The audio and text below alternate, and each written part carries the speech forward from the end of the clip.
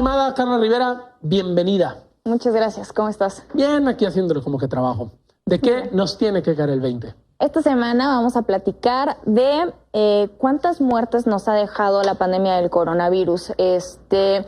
Diariamente sabemos, ¿no? En este momento justamente está sucediendo, la Secretaría de Salud realiza una conferencia diaria en donde informa el número de contagios y de decesos que acontecen día con día, cada 24 horas. Sin embargo, pues estas cifras tienen un subregistro, no porque el gobierno quiera engañarnos y ocultar las cifras, simplemente... De hecho, lo han aceptado, ¿no? Sí, que hay un subregistro, que es muy difícil... Pues en cualquier gobierno del mundo tener la cifra exacta. Sí, actualizadas al día con día, sobre todo porque en el caso de los decesos, por ejemplo, hay gente que muere sin que se le haga una prueba o muere fuera de un hospital. Entonces, pues vamos a ver cuál es pues el número más acercado. A lo mejor no es el real, el exacto, pero sí, a lo mejor el que más se acerca. Una de las formas de calcular justamente este número de muertes sucedidos en la pandemia es con el exceso de mortalidad. ¿Sabes qué significa? Sí, es decir, el número de muertos mayor respecto a un lapso determinado. Por ejemplo, exacto, 2019 contra 2020, que no había pandemia aún el año pasado. Sí, es la comparación de dos periodos similares. Entonces se analiza el número de muertos en cada uno y así encontramos cuál es el exceso. En ese sentido, Animal Político realizó una investigación en la cual encontró que de abril a agosto de 2020 murieron 173,578 personas más que en 2019. Para esa fecha, para agosto, la Secretaría de Salud reportaba que las muertes por COVID habían sido 68,000, alrededor de 68,000, y la misma Secretaría reportaba que el exceso de mortalidad era de 137,000. Entonces, esta investigación encuentra que pues es aún más, ¿no? O sea, que el subregistro es mayor, que podría llegar hasta los 173,000. Exacto. Entonces, en ese momento la Secretaría de Salud estaba reportando 68,000.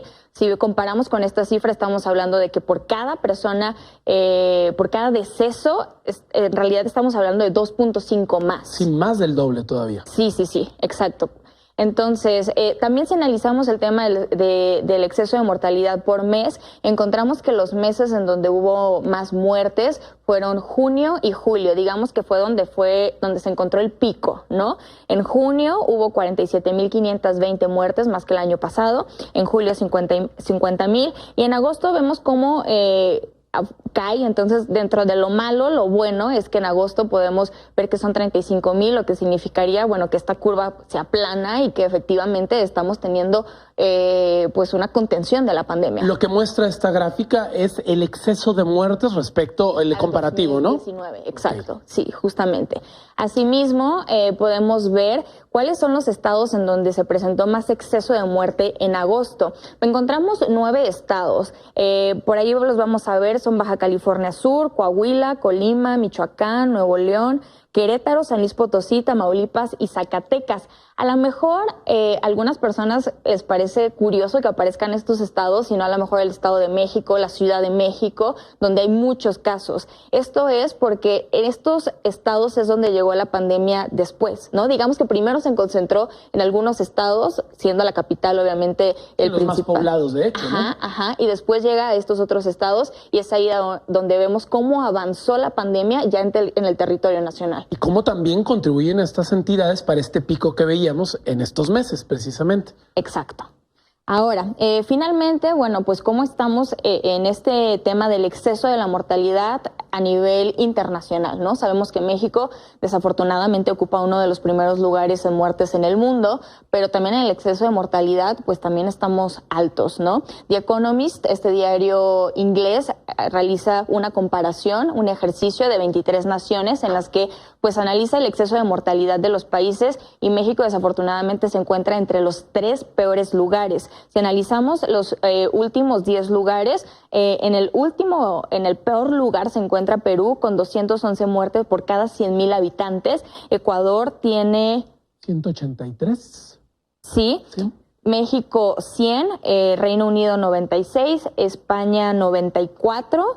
Después tenemos a Bélgica con 82, Italia con 80, Estados Unidos con 73 y Chile y Suecia con 62. Que llama la atención también la presencia de países europeos que uno pensaría que no podrían aparecer. Por ejemplo, Suecia, ¿no? Que casi siempre es un ejemplo a nivel mundial y aparece entre los peores. Tiene una población chiquita y que de alguna manera pudiera ser un poco más fácil de pues contabilizar este tema de las muertes. Entonces, pues así las cifras, recordemos que evidentemente cada vez que hablamos de los decesos, pues no estamos hablando únicamente de números, ¿no? Desafortunadamente, pues son pérdidas, detrás de cada número había una vida, hay una familia, hay mucho dolor evidentemente por lo que está sucediendo en México y en el mundo. Entonces, pues creo que estas cifras, más que poner no sé, una alerta o algo así, es para dimensionar realmente lo que está sucediendo en el país y para pues ser conscientes, ¿no? Que la pandemia sigue, que la pandemia pues